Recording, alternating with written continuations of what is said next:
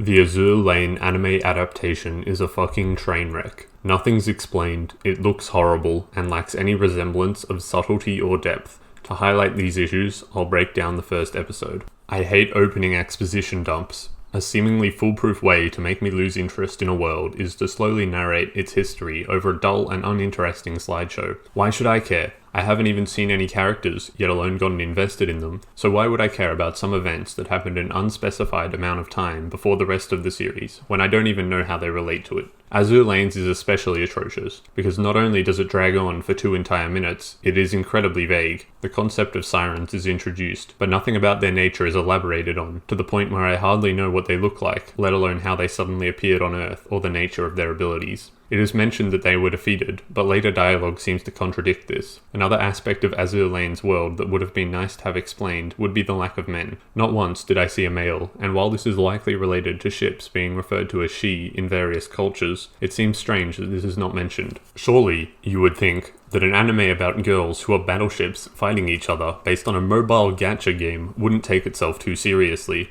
Unfortunately, you would be very wrong. Immediately after the bland and uninteresting history lesson, a white-haired girl pretentiously announces to the ocean that there is only one thing we must learn from history: war never changes, regardless of era. Ignoring the obvious redundancy of the final phrase, this statement is so irredeemably false that it left me downright confused. Is she supposed to be a villain, and this is a demonstration of her flawed worldview? Or is this just pure incompetence on behalf of everyone involved in production? I lean towards the latter, as she is later introduced as a pivotal member of what I can only assume to be the good guys. The opening, while generic and bland, shows one of the most striking issues that crops up consistently throughout Azur Lane: proportions. I mean, look at this. The fact that this got through production without anyone questioning the validity of it is astounding. I'm sure you could dismiss this as fan service gone too far, but alongside this shot from later in the episode, I find it hard to avoid questioning the credentials of an artist that could fuck up something so basic so badly. Following the opening, some characters are finally introduced, but I almost wish they hadn't been. It's almost commendable how basic they are, not once in the episode even getting close to anything beyond, "This is the tired one, she's always tired," or "This is the friendly one, she's a good friend."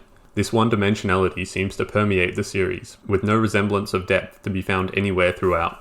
After sitting through a 40-second montage of some of the girls searching for a lost unicorn toy, to the sound of what I can only describe as uninspired corporate promotional music,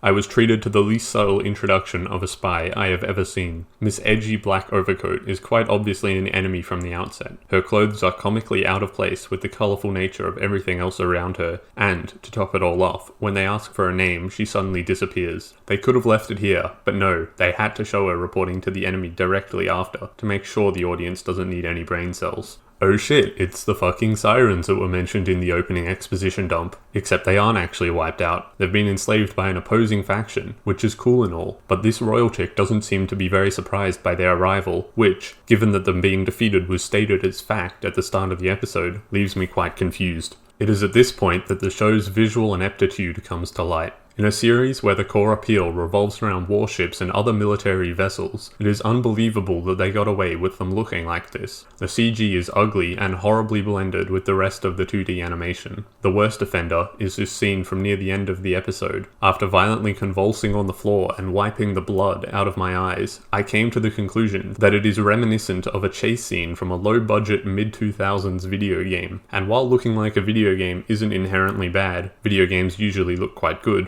the way that it suddenly transitions from regular 2D animation to this all-out attack on the eyes, like it doesn't expect you to notice, is downright offensive. It really seems like Bibbery Animation Studios couldn't care less about quality and are just here to monopolize on the already popular mobile game, which isn't a good look for their first TV anime ever. Driving this point even further home is the tasteless and poorly integrated fan service. Now, I'm not against fan service conceptually, and there are some fan servicey shows that I like, Seikon no Quasar and Golden Boy to name a few, but Azur Lane really misses the mark. My main gripe is that in a show that seems to take itself quite seriously, the best place for a panty shot was deemed to be in the middle of a supposedly intense battle. I'm sure that if even the slightest care was given, they could have either worked it into the less serious first half of the episode, or cut it entirely. These supposed military personnel are laughably incompetent.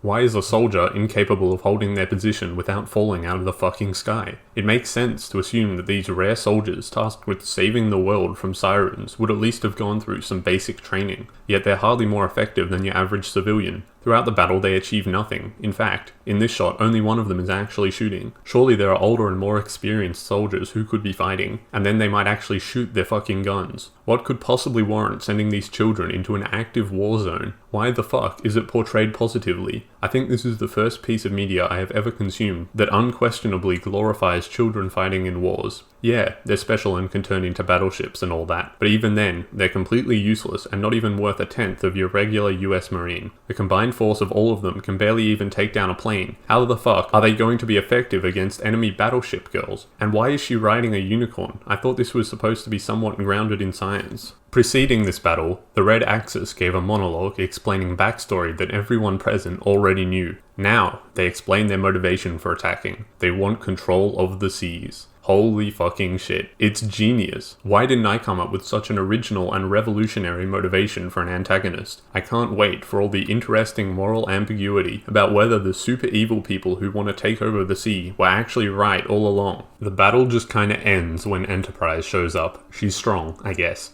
Anyway, the royals from before finally arrive, which begs the question, where were they the whole time? You can literally see the building they were previously shown in the background. Given they can fly and were the first to know that they were under attack, surely they would have arrived first rather than last. I guess narrative convenience takes priority over consistency or any kind of logic. The Red Axis formally declare war and leave, and Enterprise just sort of lets them, despite just demonstrating absolute power over them. Ending the episode with even more questions than it began with, Enterprise says that it's one battle after another. What other battles is she talking about? The Red Axis just now declared war, so it can't have been against them, and the beginning states the defeat of the Sirens like it happened a while ago. So who was she fighting? Is this going to be explained in future episodes, or was this line shoehorned in here to sound deep and meaningful?